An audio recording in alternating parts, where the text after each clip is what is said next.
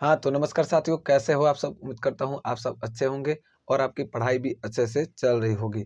दोस्तों, आज के इस वीडियो में हम लोग पढ़ने वाले हैं क्लास 10th का जियोग्राफ़ी। यानी जियोग्राफ़ी में हम लोग पढ़ने वाले हैं जो पहला चैप्टर है जिसका नाम है भारत संसाधन एवं उपयोग। इसका मैं पहला पार्ट बना चुका हूँ। अगर आपने पहला पार्ट को नहीं देखा है तो आई बटन में लिंक आ रहा होगा या फिर डिस्क्रिप्शन बॉक्स में भी इसका लिंक मिल जाएगा। आप पहले जा कर के उस वीडियो को देख लीजिए, उसके बाद से इस वीडियो को आप देखिएगा, ठीक ना? क्योंकि इसके पहले मैं एक पार्ट में कुछ इसमें का पहला चैप्टर को पढ़ा चुका हूँ, ठीक है? इसमें हम लोग उसके आगे पढ़ने वाले हैं, ठीक है ना? तो पहला चैप्टर है भूगोल का भारत संसाधन एवं उपयोग। उसमें हम लोग उसके आगे जो मैंने बता दिया था, जैसे उसमें मैंने बताया था, लास्ट हमारा टॉपिक था उसमें स्वामित्व के आधार पर हमने 4 प्रकार मतलब 4 भागों में बाँटा था, संसाधन को स्वामित्व के आधार पर 4 भागों में बाँटा था, ठीक है ना?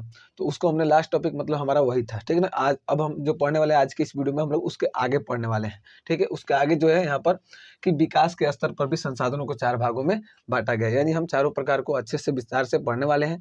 तो दोस्तों, अगर आप हमारे चैनल से जुड़ना चाहते हैं तो आप हमारे चैनल को सब्सक्राइब कर सकते हैं। विकास की पाठशाला चैनल का नाम है, आप हमारे चैनल से जुड़ सकते हैं और अगर वीडियो आपको पसंद आता है तो वीडियो को लाइक भी कर दीजिएगा। तो चलिए हम इसको शुरू करते हैं। तो दोस्तों, आपको यहाँ पे दिखाई दे रहा होगा कि विकास के स्तर पर भी मतलब विकास के स्तर पर भी संसाधन को 4 भागों में बाँटा गया है। विकास के स्तर के आधार पर, स्तर के आधार पर यहाँ पे लिख लीजिएगा, ठीक है? के आधार पर, ठीक है ना?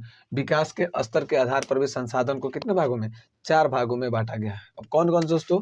तो पहला बाँटा गया संभावित संसाधन पहला है, दूसरा जो है वो है विकसित संसाधन, तीसरा जो है भंडार संसाधन है, तीसरा क्या है? तो भंडार संसाधन है और चौथा जो है वो है संचित कोष संसाधन। यानी कि 4 भागों में बाँटा गया है। किसको? तो संसाधन को। किसके आधार पर? तो विकास के स्तर के आधार पर, यानी विकास करना, ठीक है ना? विकास मतलब क्या होता है? प्रोग्रेस, यानी विकास के आधार पर इसमें 4 भागों में संसाधन को बाँटा गया है, ठीक ना? तो हम लोग चारों के बारे में बारी-बारी से विस्तार से पढ़ते हैं और जानते हैं कि चारों प्रकार मतलब क्या है, ठीक ना? तो सबसे पहले हम जानते हैं संभावित संसाधन। अब इससे आपको एक चीज़ तो लग रहा होगा, संभावित मतलब संभव है, संभावित मतलब पॉसिबल है, संभव है, ठीक है ना? तो देखिए, वैसे संसाधन जिन्हें भविष्य में उपयोग में लाए जाने की संभावना है, देख लीजिए, उसे संभावित संसाधन कहते हैं। कह सकते हो कि वैसे संसाधन जिनको भविष्य में उपयोग में लाए जाने की संभावना है, अभी हम यानी उसका उपयोग नहीं कर रहे हैं। हाँ, भविष्य के लिए उसको रखे हैं और भविष्य में उसको उपयोग में लाए जाने की संभावना है कि हाँ, हम उसको भविष्य में उसका यूज़ कर सकते हैं, ठीक है ना? तो वैसे संसाधन को संभावित संसाधन कहा जाता है। जैसे कि अगर देखें जो हिमालय क्षेत्र का खनिज है, पवन ऊर्जा है, सौर ऊर्जा है, यानी ये सभी चीज़ें हैं ना, ये सब जो हिमालय क्षेत्र का खनिज है, ये सभी हम क्या फ्यूचर के लिए, भविष्य में उपयोग में लाए जाने के लिए रखे हैं, ठीक ना? यानी संभावना है, संभव है कि हम इसका उपयोग भविष्य में कर सकते हैं। जैसे पवन ऊर्जा है, सौर ऊर्जा है, सौर ऊर्जा से भी बहुत कुछ बनाया जा सकता है, ठीक है ना? लेकिन सौर ऊर्जा से अभी क्या, बस तो हम क्या, तो कुछ सोलर लाइट मतलब जो है उसको जलाते हैं, ठीक ना? मतलब बहुत कम ही यूज़ कर पाते हैं। तो सौर ऊर्जा या फिर पवन ऊर्जा हो गया या फिर हिमालय क्षेत्र का जो खनिज हो गया, इसको हम लोग मतलब भविष्य के लिए रखें कि भविष्य में हम लोग इसका उपयोग कर सकते हैं। संभव है, वो भी क्या है, संभव है कि भविष्य में उसका हम यूज़ कर सकते हैं। तो आई होप कि आपको ये समझ में आ गया होगा कि वैसे संसाधन जिन्हें भविष्य में उपयोग में लाए जाने की संभावना है, भविष्य में उपयोग में लाए जाने की संभावना है, वैसे संसाधन को संभावित संसाधन कहा जाता है। जैसे मैं आपको दिखाई दे रहा होगा यहाँ पर हिमालय क्षेत्र का जो खनिज है, पवन ऊर्जा तथा सौर ऊर्जा, ठीक है ना? क्लियर हुआ? अब देखते हैं दूसरा, विकसित संसाधन, ठीक है ना? तो इसको कैसे परिभाषित करेंगे? तो वैसे संसाधन जिन्हें उपलब्ध तकनीक के आधार पर उपयोग में लाया जा सकता है, उसे विकसित संसाधन कहते हैं, ठीक है ना? वैसे संसाधन जिन्हें उपलब्ध तकनीक के आधार पर, यानी जो भी हमारे पास तकनीक अवेलेबल है ना, उसके आधार पर हम उपयोग में ला सकते हैं उसको। अभी लाया नहीं गया है, उसे मतलब विकसित आगे डेवलपमेंट जो होगा ना, तो ठीक है, उसके आधार पर हम क्या कर सकते हैं, उसको हम उपयोग में ला सकते हैं। यानी कि वैसे संसाधन जिन्हें जो हमारे पास तकनीक अवेलेबल है, जो हमारे पास टेक्निक अवेलेबल है, उसके आधार पर हम कह सकते हैं कि उसको हम उपयोग में ला सकते हैं, ठीक ना? तो वैसे संसाधन को विकसित संसाधन कहा जाएगा। यानी वैसे संसाधन जिन्हें उपलब्ध तकनीकी के आधार पर, हमारे पास जो तकनीक अवेलेबल है, उपलब्ध है, उसके आधार पर हम उसका उपयोग कर सकते हैं, उसको उपयोग में ला सकते हैं, तो वैसे संसाधन को विकसित संसाधन कहा जाएगा। एक बार और सुन लीजिए इसका परिभाषा। तो वैसे संसाधन जिन्हें उपलब्ध तकनीक के आधार पर उपयोग में लाया जा सकता है, वैसे संसाधन को विकसित संसाधन कहा जाता है। आई होप कि आपको क्लियर हो गया होगा। अब आगे हम देखते हैं तीसरा जो है वो क्या है, तो भंडार संसाधन। दो हम लोग जान लिया। सबसे पहले जाना हमने क्या, तो संभावित संसाधन। 2 नंबर में जाना हमने क्या, तो विकसित संसाधन। अब तीसरा जो नंबर है 3 नंबर में आता है हमारा भंडार संसाधन। कौन, भंडार संसाधन। तो इसको हम लोग कैसे जानेंगे, इसको कैसे परिभाषित करेंगे, तो वैसे संसाधन जिन्हें तकनीक के अभाव में वर्तमान में इन्हें उपयोग में नहीं लाया जा सकता है, उसे भंडार, आप भंडार से भी इसको समझ सकते हैं। जिन्हें मतलब भंडारित किया गया, समझ सकते हैं एक तरह से, उसको भंडारित किया गया, रखा गया है, फ्यूचर के लिए उसको रखा गया है। नहीं, अभी हम उसका यूज नहीं कर सकते हैं, फ्यूचर के लिए रखा गया कि हाँ फ्यूचर में उसका यूज कर सकते हैं। अभी हम क्यों नहीं कर सकते हैं, क्योंकि हमारे पास तकनीक का अभाव है। जो तकनीकी का भी, टेक्निक का हमारे पास अभाव है, इसके चलते हम उसका उपयोग वर्तमान में नहीं कर सकते हैं। तो इसको हम कैसे परिभाषित करेंगे कि वैसे संसाधन जिन्हें तकनीक के अभाव में, जिन्हें तकनीक के अभाव में वर्तमान में उपयोग में नहीं लाया जा सकता है, हमारे पास वो तकनीक नहीं है जिससे कि हम इसका उपयोग कर सकते हैं, ठीक ना। तो इसीलिए तकनीक के अभाव में, जो हमारे पास टेक्निक अवेलेबल है ना, वो संभव नहीं है इसके लिए, मतलब ये उसके एबिल नहीं है, उसके लायक नहीं है कि हम इसका उपयोग कर सकते हैं। तो हम इसको कह सकते हैं कि वैसे संसाधन जिन्हें तकनीक के अभाव में वर्तमान में हम उसका उपयोग नहीं कर सकते हैं, वर्तमान में उसका उपयोग नहीं कर सकते, ठीक है। इसको हम फ्यूचर के लिए भंडारित करके रखे हैं, ठीक ना। फ्यूचर के लिए हम इसको क्या करके भंडारित करके रखे हैं, ठीक ना। इसको हम अभी उपयोग में नहीं ला सकते हैं, ठीक ना। तो इसको हम किसके लिए रखे हैं, तो फ्यूचर के लिए हम इसको भंडारित करके रखे हैं। तो आई होप कि आपको ये भी क्लियर हो गया होगा, ठीक ना, भंडार संसाधन किसे कहते हैं, ठीक ना। तो अब आगे चौथा नंबर जो कि लास्ट है वो क्या है, तो संचित कोष संसाधन है। क्या है, संचित कोष संसाधन, जस्ट इसके उल्टा है, इसके उल्टा है। देखिए कैसे, वैसे संसाधन जिन्हें उपलब्ध तकनीक के आधार पर उपयोग में लाया जा सकता है, उसे संचित कोष संसाधन कहते हैं। देखिए तो इसमें क्या है, नहीं लाया जा सकता है, इसमें क्या है, लाया जा सकता है। यानी हम कह सकते हैं कि वैसे संसाधन जिन्हें, जो हमारे पास तकनीक अवेलेबल है ना, उस तकनीक के आधार पर हम क्या कर सकते हैं, उसको उपयोग में ला सकते हैं। और ये जो था उसको हम उपयोग में नहीं ला सकते थे। ये जो भंडार संसाधन था ना, इसको हम उपयोग में नहीं ला सकते थे। जो हमारे पास तकनीक अवेलेबल है ना, उससे हम इसको उपयोग में नहीं ला सकते हैं। लेकिन ये जो है ना संचित कोष संसाधन, उसको हम क्या कर सकते हैं, जो हमारे पास तकनीक अवेलेबल है उसके जरिए हम क्या कर सकते हैं, इसको उपयोग में ला सकते हैं। तो इसको हम कैसे परिभाषित करेंगे, तो वैसे संसाधन जिन्हें तकनीक के आधार पर उपयोग में लाया जा सकता है, उसे संचित कोष संसाधन कहते हैं। आई होप कि आपको चारों क्लियर हो गया होगा। अभी तक मैंने जितना बताया उतना क्लियर हो गया होगा। अगर दोस्तों आपको अच्छा से समझ में आ रहा है तो वीडियो को लाइक करते चलिए और अपने दोस्तों के पास एक शेयर जरूर कर दीजिएगा। एक लोग एक शेयर अपने दोस्तों के पास जरूर कर दीजिएगा, ठीक है ना। और अगर आप अभी तक हमारे चैनल को सब्सक्राइब नहीं किए तो सब्सक्राइब भी कर लीजिएगा। चलिए अब हम लोग इसके आगे देखते हैं। आई होप कि आपको इतना क्लियर हो गया होगा। आप इसका स्क्रीनशॉट भी ले सकते हैं। अगर आपको इसका नोट्स चाहिए दोस्तों, तो आप हमें इस नंबर पर मैसेज कर सकते हैं, व्हाट्सअप कर सकते हैं, ठीक ना। आप हमें इस नंबर पर व्हाट्सअप कर सकते हैं, ठीक ना। जिसको नोट्स चाहिए वही लोग इस पर एसएमएस करेंगे, ठीक ना। मैं उसको नोट्स भी प्रोवाइड करा दूंगा, ठीक ना। आगे अब हम लोग इसको देखते हैं। हाँ तो प्यारे साथियों, अब हम आगे देखने वाले हैं और आगे जो है ना, आगे हम लोग पढ़ने वाले हैं वो है संसाधन नियोजन। क्या है, संसाधन नियोजन। अब देखिए दोस्तों, नियोजन कहने का क्या मतलब है। अगर नियोजन आपको ऐसे समझ में नहीं आ रहा होगा ना, तो नियोजन मैं आपको ऐसे बताता हूँ। नियोजन मतलब होता है प्लान करना, किसी भी चीज़ का प्लान करना, ठीक ना, प्लान बनाना, ठीक ना। तो नियोजन का मतलब वही होता है, ठीक ना, प्लान बनाना। नियोजन का मतलब क्या होता है, प्लान बनाना, ठीक ना। तो यहाँ पर संसाधन नियोजन करने का क्या मतलब है कि संसाधन का, देखिए संसाधन का विवेकपूर्ण उपयोग करना क्या कहलाता है, संसाधन नियोजन कहलाता है, ठीक है। विवेक मतलब क्या होता है, बुद्धि। विवेक मतलब क्या होता है, बुद्धि। तो संसाधन का अपने दिमाग से, अपनी बुद्धि से उपयोग करना क्या कहलाता है, संसाधन नियोजन कहलाता है।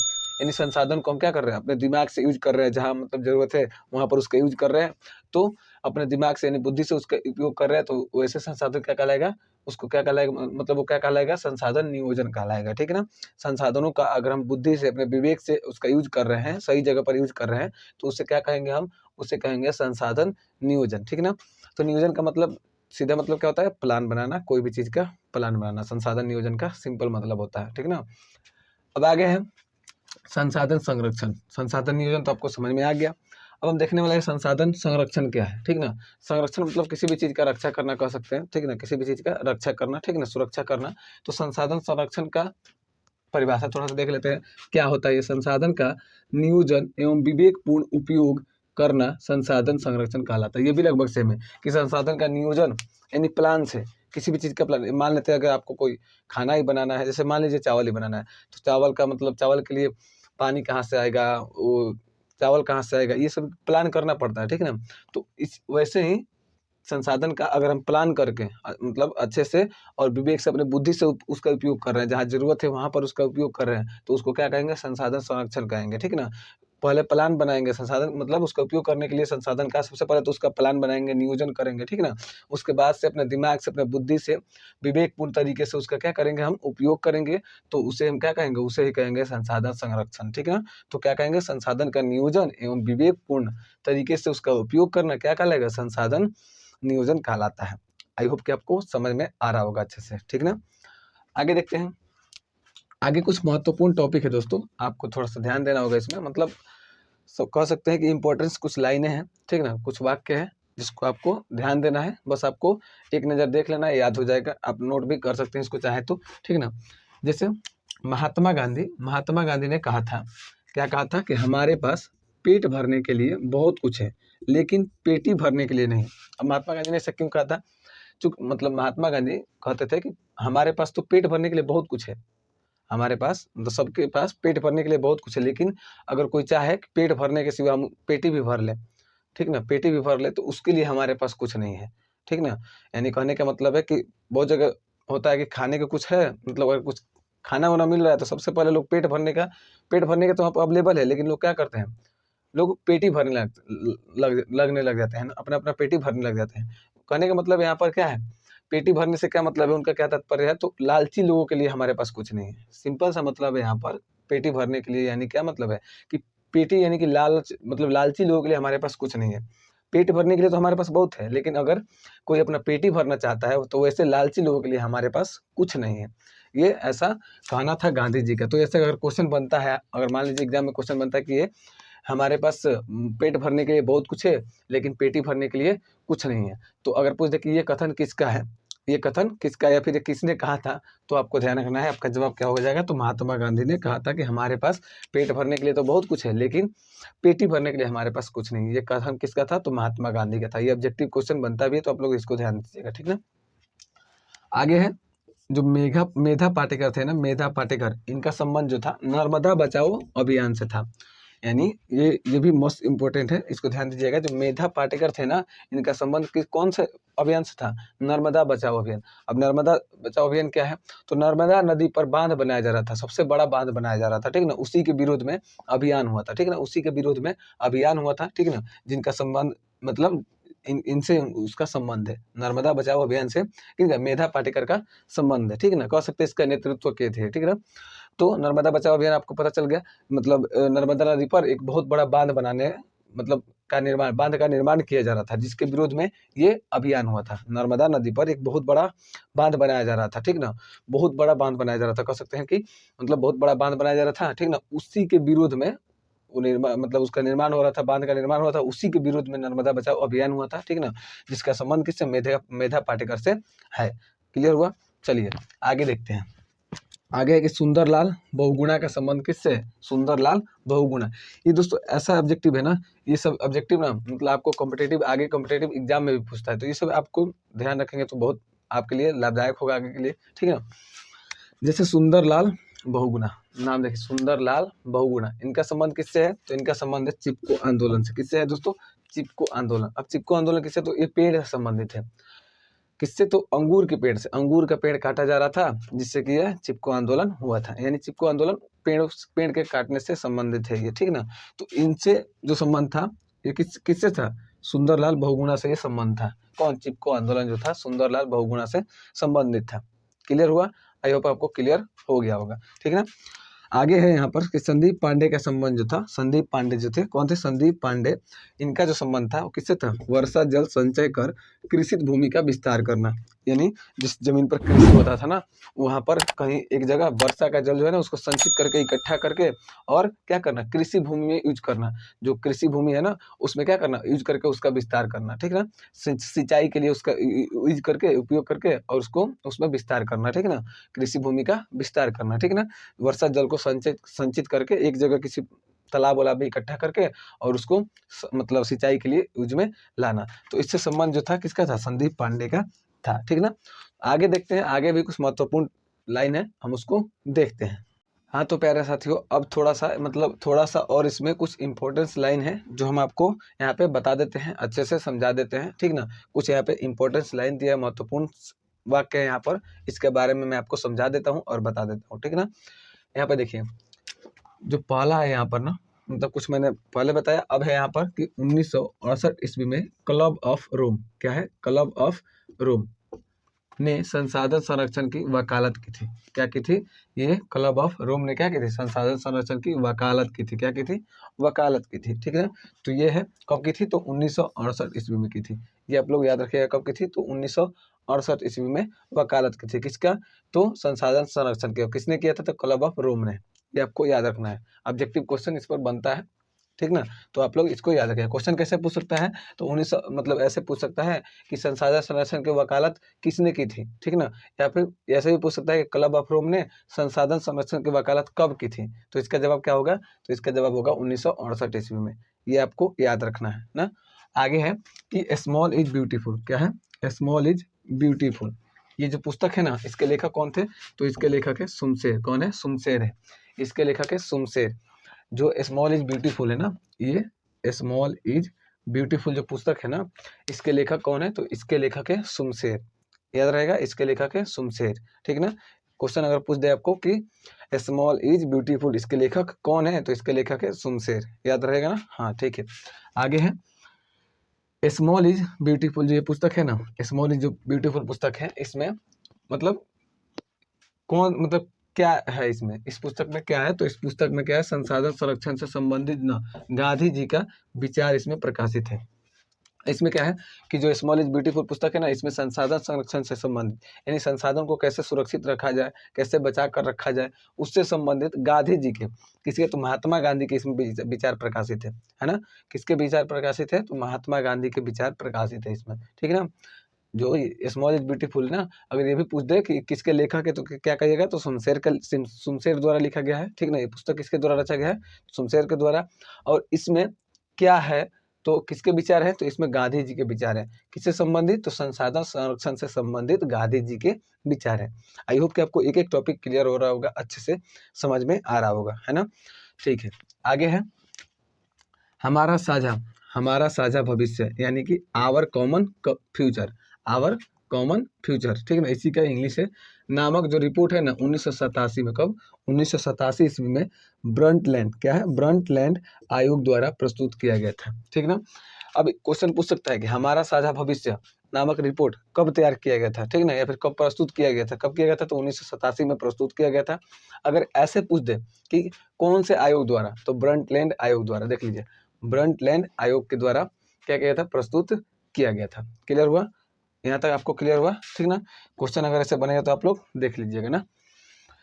अब आगे है यहाँ पर दोस्तों, आई होप कि आपको यहाँ तक समझ में आ रहा होगा, ठीक ना। अगर आपको यहाँ तक समझ में आ रहा है तो दोस्तों हमारे चैनल से आप लोग जुड़ जाइए, क्योंकि इस चैनल पर आपको सभी विषयों की तैयारी कराई जाएगी। तो आप लोग हमसे जुड़ने के लिए हमारे चैनल को सब्सक्राइब जरूर कर दीजिएगा, और दोस्तों वीडियो को लाइक करके अपने दोस्तों के साथ शेयर भी कीजिएगा, ठीक है ना। क्योंकि हम कोशिश करेंगे बेस्ट से बेस्ट कंटेंट देने का आप लोगों को, ठीक है ना। और आप लोगों को तैयारी अच्छे से हो सके, इसका मैं पूरा कोशिश करूँगा। तो आप लोग हमारे चैनल से जुड़ जाइए, हमारे चैनल को सब्सक्राइब कर दीजिए, अपने दोस्तों के पास इसे शेयर भी कर दीजिए, ठीक ना। तो चलिए हम आगे देख लेते हैं। आगे आप लोगों की मर्जी, आप लोगों को अगर अच्छा लग रहा है तो आप लोग शेयर जरूर कीजिएगा। आप आज आप लोग शेयर जरूर कीजिएगा इस वीडियो को, ठीक है ना। अगर आपको पसंद आता है तो आप अपने दोस्तों के पास, कम से कम एक ही दोस्तों के पास आप लोग शेयर जरूर कीजिएगा, है ना। चलिए आगे देखते हैं। हमारा साझा भविष्य, यानी जो ये है ना आवर कॉमन फ्यूचर, ये जो है आवर कॉमन फ्यूचर, सतत विकास, इसमें क्या है? तो सतत विकास और संसाधन संरक्षण पर बल दिया गया है। इसमें जो है ना सतत विकास यानी लगातार विकास, लगातार प्रोग्रेस, ठीक है ना, लगातार डेवलपमेंट, और किसका? संसाधन संरक्षण पर ज़्यादा बल दिया गया है, ठीक है ना। संसाधन को सुरक्षित कैसे रखा जाए तथा लगातार हम डेवलपमेंट कैसे करें, और संसाधन को सुरक्षित कैसे रखें, संरक्षित कैसे रखें, इस पर ज़्यादा बल दिया गया है, ठीक है। इसमें हमारा साझा जो भविष्य है, ठीक है ना, आवर कॉमन फ्यूचर, ठीक है ना। ये जो रिपोर्ट है ना, हमारा साझा भविष्य जो रिपोर्ट है, इसमें यानी क्या है? कह सकते हैं कंटिन्यू डेवलपमेंट, ठीक है ना। अगर इसको आप इंग्लिश में कहें तो कंटिन्यू डेवलपमेंट और संसाधन संरक्षण, संसाधन को कैसे सुरक्षित रखा जाए, है ना, संसाधनों को कैसे संरक्षित रखा जाए, इस पर सबसे ज़्यादा बल दिया गया है। ये जो रिपोर्ट बना है आवर कॉमन फ्यूचर, इसमें सबसे ज़्यादा क्या दिया गया है, तो किस पर बल दिया गया है, तो इसमें बल दिया गया है सतत विकास और संसाधन संरक्षण पर। क्वेश्चन ऐसे बनेगा तो आप लोग देख लीजिएगा, है ना। अगर ये पूछ दे कि रिपोर्ट कब तैयार किया गया था, तो 1987 में आपका जवाब क्या होगा, तो 1987 में रिपोर्ट तैयार किया गया था, है ना। और कौन से आयोग के द्वारा, तो ब्रंटलिन आयोग के द्वारा, है ना। ये आप लोगों को क्लियर हो गया होगा, ठीक ना। आई होप कि आपको ये क्लियर हो गया होगा, है ना।